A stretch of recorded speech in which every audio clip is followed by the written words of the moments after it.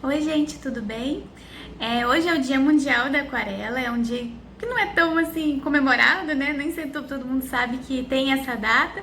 E para aproveitar, eu quero conversar um pouquinho com vocês e contar um pouquinho da história da aquarela. Primeiro eu vou começar um pouco com a minha história com a aquarela. Eu comecei a trabalhar, assim, a aprender, né, um pouco da técnica por volta dos 8, 9 anos mais ou menos. Eu comecei a aprender a trabalhar. Com essa idade, assim, a gente pratica mais do que sabe o que está fazendo. Então, para mim era mais uma diversão ali e entender o processo. Mas eu comecei a tomar gosto mesmo e perceber que eu gostava e queria continuar produzindo mais. Foi depois de um tempo, assim, lá para uns 17, 18 anos, eu recomecei a fazer um curso. Então eu fiz um curso mais ou menos de 7 a 12 e aprendi algumas técnicas variadas e depois voltei com 17 para aquarela especificamente. Aí eu fiz um curso muito pertinho da minha casa, era bem legal, eu gostava de ir, mas também frequentava, aprendia, era uma coisa que ainda estava competindo um pouco com a escola, com o vestibular, então eu ficava mais nas horas livres trabalhando com a pintura. E quando eu entrei na faculdade, aí que eu consegui me libertar também das outras técnicas, foi no final da minha graduação. Eu decidi, eu falei, hoje eu vou trabalhar só com aquarela porque é o que me dá prazer mesmo. Então, desde então, eu tenho me dedicado bastante. E eu não me dedico só na parte prática, assim. Eu estudei ela também durante o mestrado, estudei um pouco da história da aquarela, que eu acho muito interessante. Então, o vídeo de hoje é mais pra gente conversar um pouquinho sobre a história da aquarela. Vou fazer um resumo aqui breve, mas é bem interessante. Quem tiver mais interesse, tem mais informação na minha dissertação, que eu fiz pela UFRJ, aqui na Escola de Belas Artes.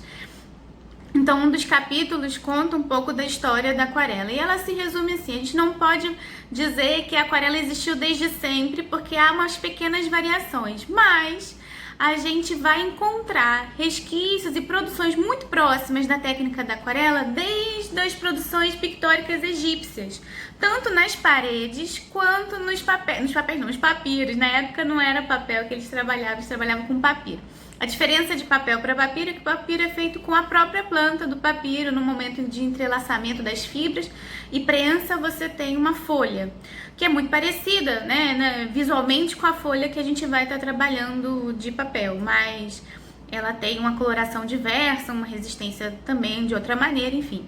Mas aquela tinta, o conhecimento de juntar goma arábica com pigmento e aplicação sobre uma superfície vem desde aí. Os egípcios já tinham essa tecnologia e já usavam isso para colorir algumas das suas produções, tanto nas paredes quanto nesses livros, né, nesses códices e pergaminhos, que também mais à frente, pergaminho não é agora não.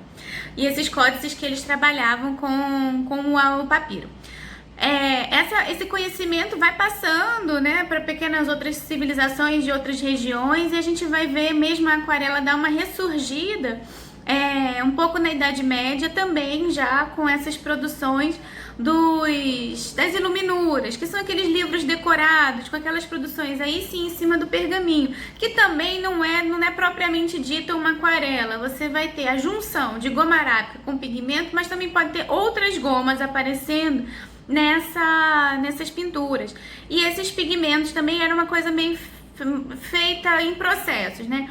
A iluminura, é muito interessante a história da iluminura, que ela é feita em processo de quase fordiano, de você ter especialistas para cada etapa do processo. Então tinha um monge copista que copiava as letras, o outro que decorava as páginas com determinadas cores, outro que dourava as páginas. Daí vem a iluminura, que é a adição desse douramento, né, nas páginas.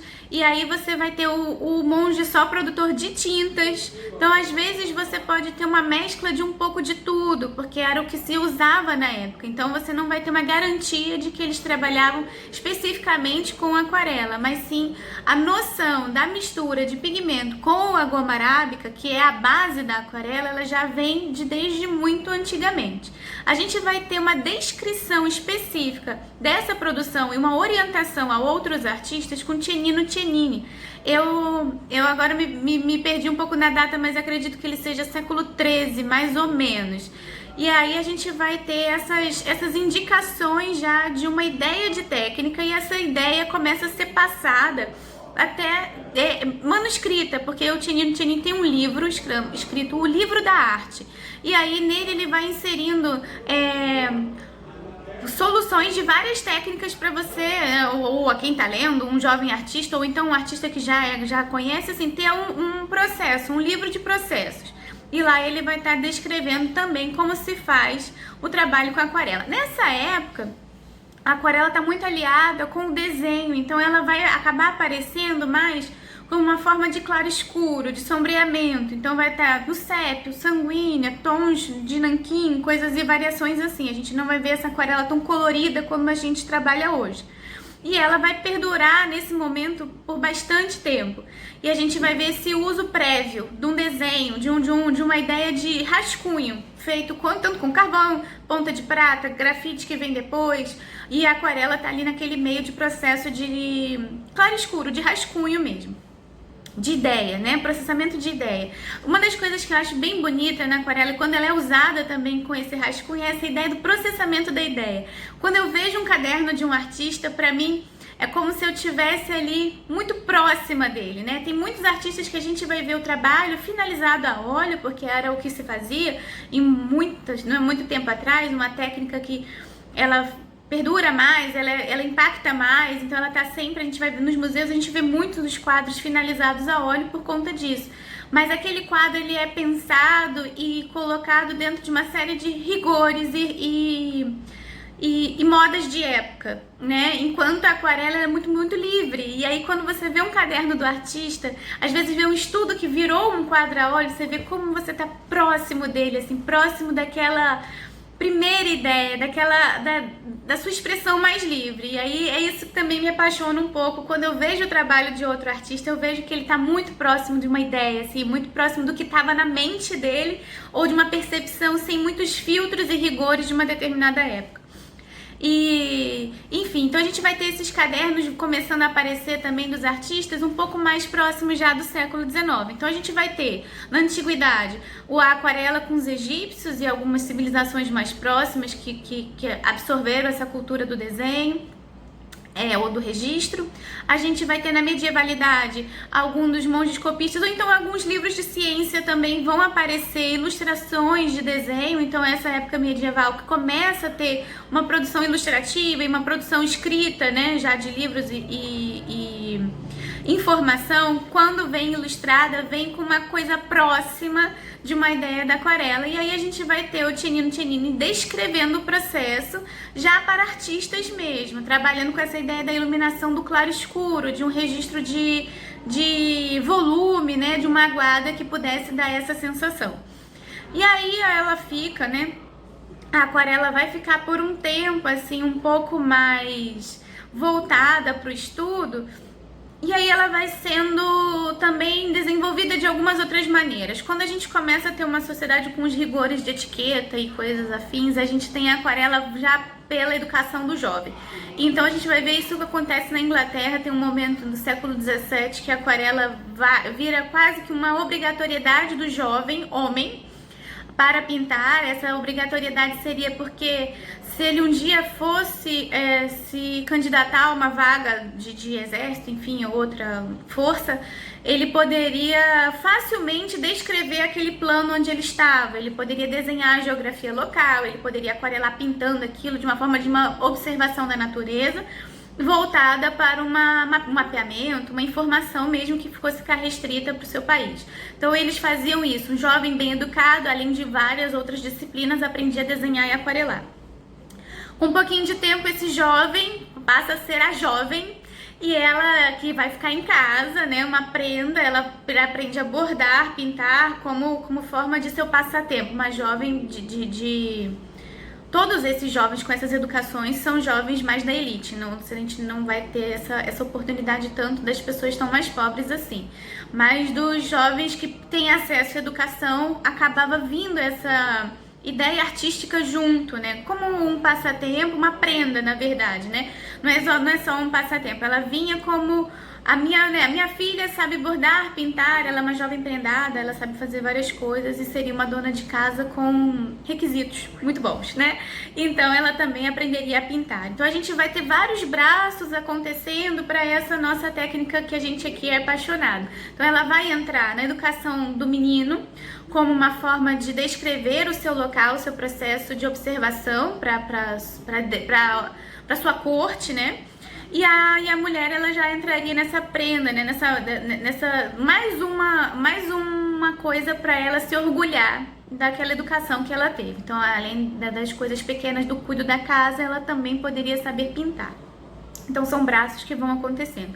No século XIX, a gente vai ter o grande boom da aquarela. Ele vai ter, assim, uma ideia de resgate, né? Ela vai sair um pouco dos bastidores e virar uma técnica que a gente fala, uma técnica por si só. Ela não tá mais atrás, né, de um estudo nem nada. Ela pode parecer já como resultado final de uma obra. Então, no século XIX, a gente vai ter os artistas viajantes que acompanham essas grandes navegações, que não são as do século XV, mas agora do século XIX, de exploração também, mas de um outro momento, de registro da natureza, registro da fauna, da flora, da viagem. Então acaba que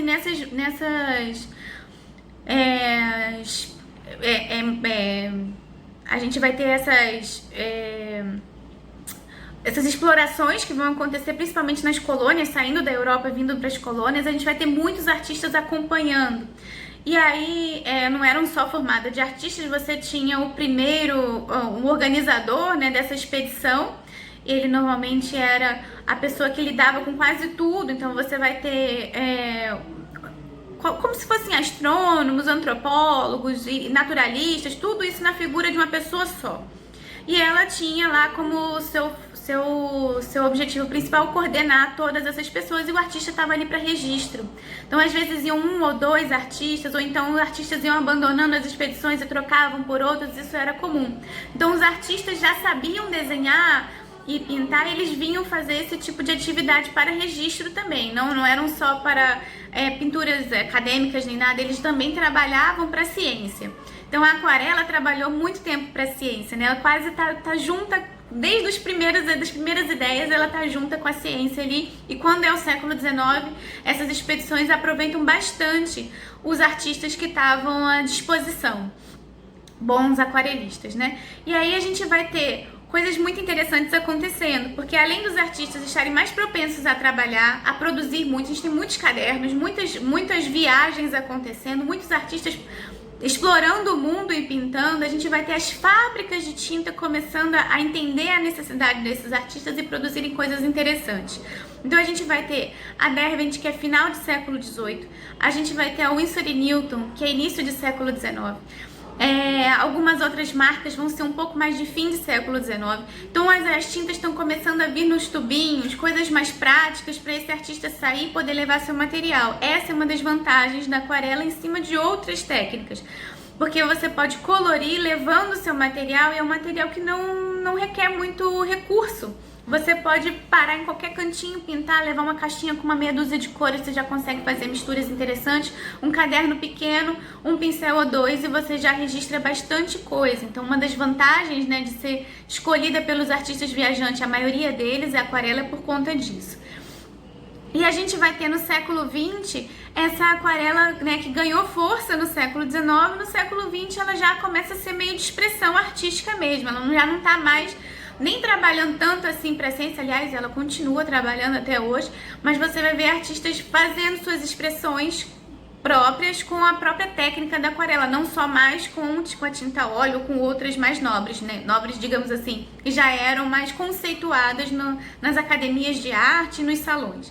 Então, a partir do século XX, a gente já tem essa técnica mais fácil de ser vista por outros espectadores que não eram só aqueles do mundo da ciência, ou então aqueles mais próximos dos artistas que viam seus cadernos, viam seus estudos, né? A gente vai ver ela já mais aberta para o mundo. E desde então a gente está recebendo toda essa história da aquarela e podendo botar ela na prática. A gente vai ver que por muito tempo os arquitetos trabalhavam muito com a aquarela porque são lindas as pranchas aquareladas dos seus trabalhos, né, seus projetos, é muito bonito ver.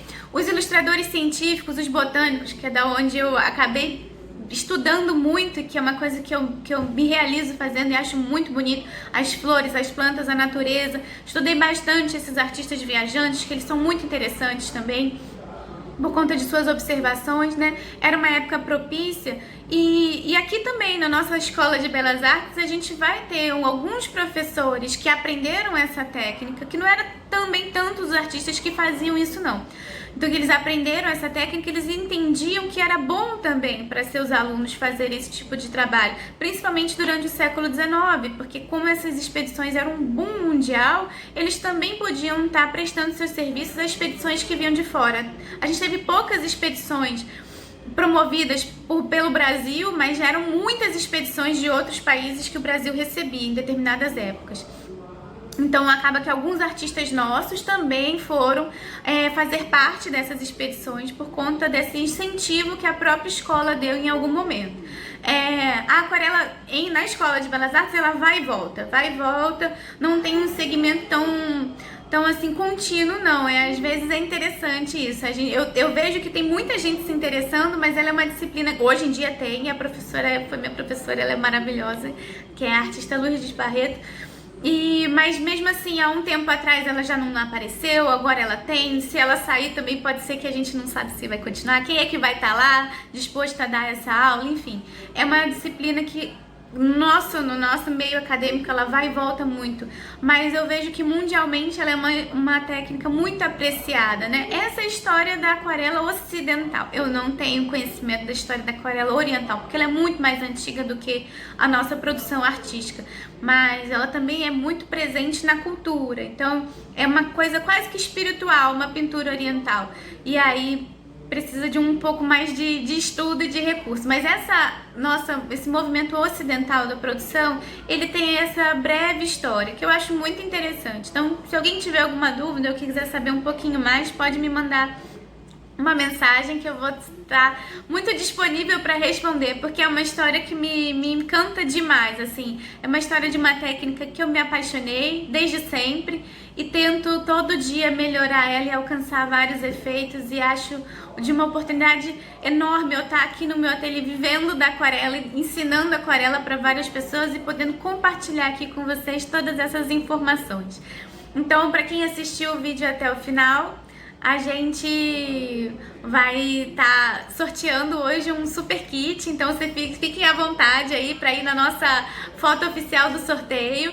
Vão lá, ainda dá tempo de sortear, é para comemorar esse dia e essa técnica fabulosa mesmo. Então tá bom, gente, um beijinho, tchau, tchau, até breve e até um próximo vídeo, tchau!